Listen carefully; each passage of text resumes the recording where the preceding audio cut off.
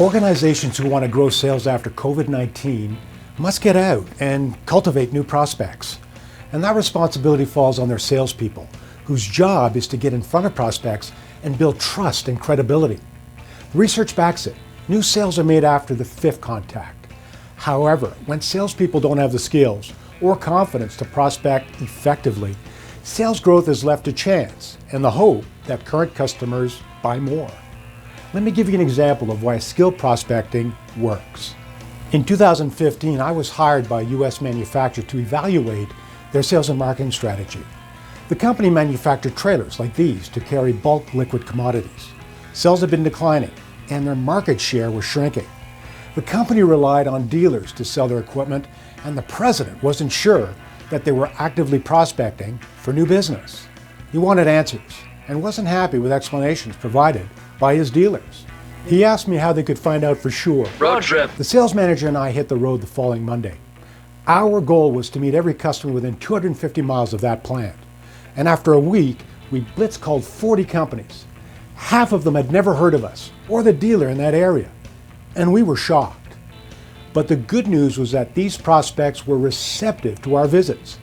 In fact, one morning we drove into Decatur, Illinois.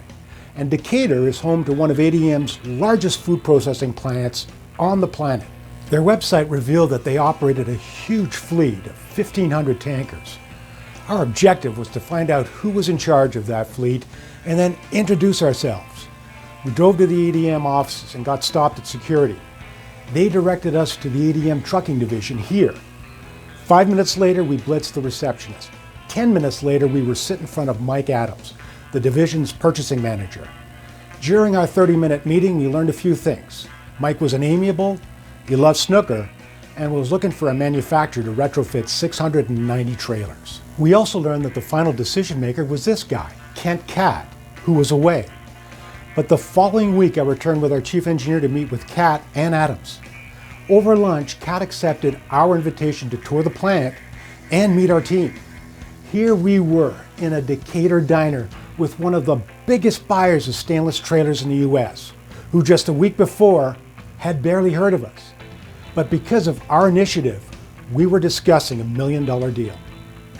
History teaches us that pandemics pass and that human nature prevails.